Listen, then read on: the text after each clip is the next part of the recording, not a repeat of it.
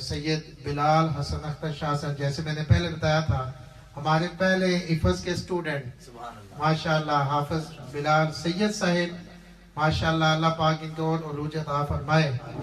मैं इनसे गुजारिश करूंगा कि अगला प्रोग्राम ये आगे चलाएंगे। गुजारिश है कि तशरीफ लाएं। और मोहम्मद ज़ीशान और मोहम्मद नौमान, इन दोनों को दावत दें। आज इन्होंने आंसर और क्वेश्चन का सेशन भी हमने रखा हुआ है। मोहम्मद नौमान और मोहम्मद ज़ीशान को क़िबला सैयद बिलाल हसन अख्तर शाह से दावत देंगे। Bismillahirrahmanirrahim. Just before we move on to the second section, what we need to realize, what we need to build on is understanding Rabiul Awwal and the meaning behind it.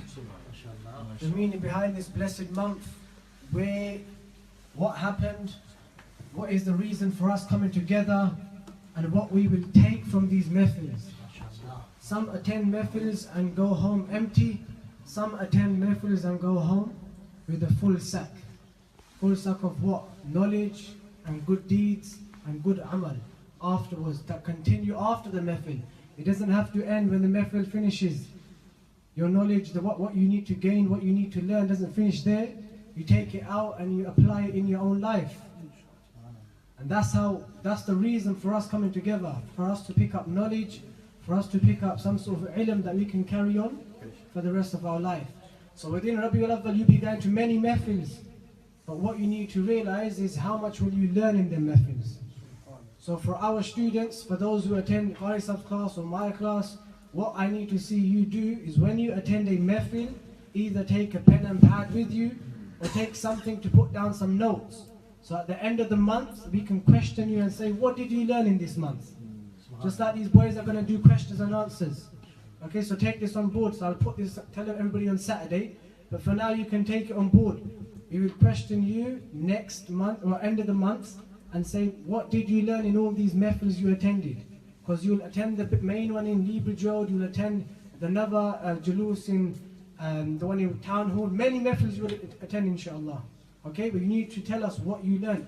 And if you haven't learned much, that means that we have failed. That means the mehfils that we do, that we have failed.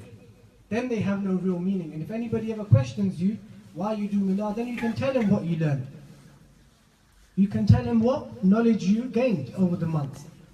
And nobody can question you gaining any knowledge. Okay?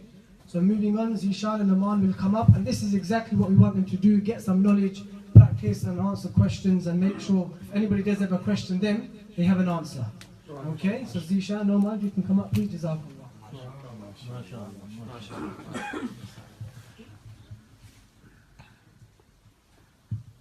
Assalamu alaikum wa rahmatullahi wa barakatuh. Today, with our brothers Zishan and Tabassum, I will be discussing the core principles of Islam and the fundamentals that we learn every day in masjid and outside of masjid as well. So the first question will be, why is it important to seek knowledge like we do come to milads, but when we go to masjids, why is this important and what did our Prophet Muhammad sallallahu alaihi wasallam say about it? Islam is a complete way of life. As a Muslim, it's our responsibility to seek the knowledge of Islam to protect our religion. The Prophet ﷺ always used to pray, "O Allah, grant me benefit from the knowledge that you have taught me, and give me more knowledge that I will benefit from." And the Prophet ﷺ also used to say that when a man dies, his acts come to an end, but 3 of his deeds are an exception. His sadaqah, which he will always benefit from, his knowledge of Islam, his deen, which he will also benefit from, and also if he has a son, they might pray for him, which he could benefit from.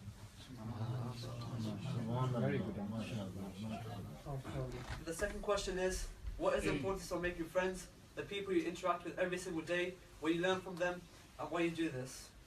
It's very important that you choose your friends carefully, because as of now, people know others by their company. Also, the Prophet ﷺ used to say that a man is known by his friends and their religion. If a man has bad friends, then they will also be bad. So every one of you should choose your friends carefully. So we were raised by our parents. They looked after us from the day we were born. But what did our Prophet ﷺ say about his parents? There's one hadith where Hazrat Abdullah radiallahu ta'ala anha quoted that he asked the Prophet sallallahu alaihi wasallam once, what is the most beloved deed that Allah ta'ala loves?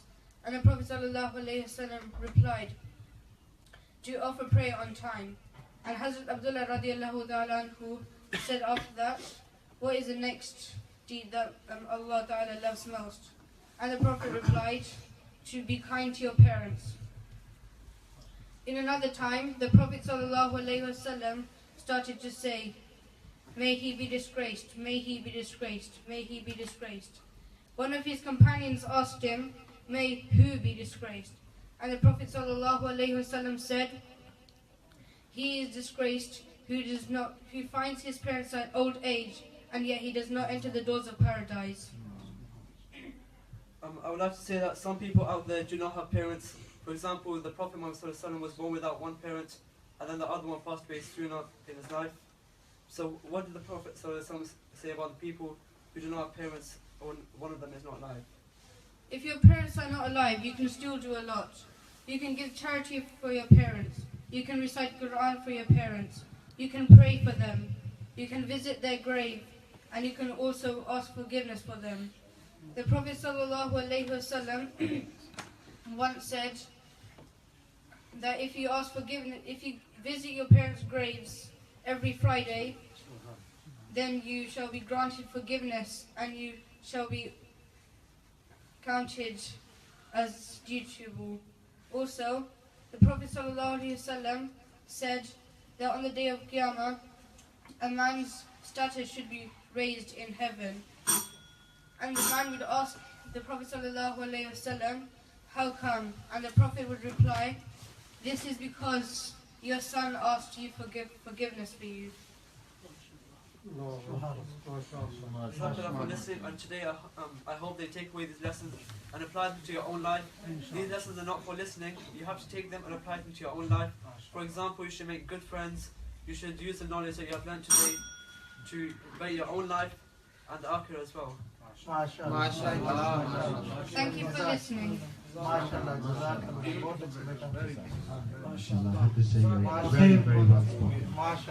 Very well spoken, very well presented. Allahu Akbar. Ya Rasulullah. Ya Nabi. MashaAllah. That's what we like to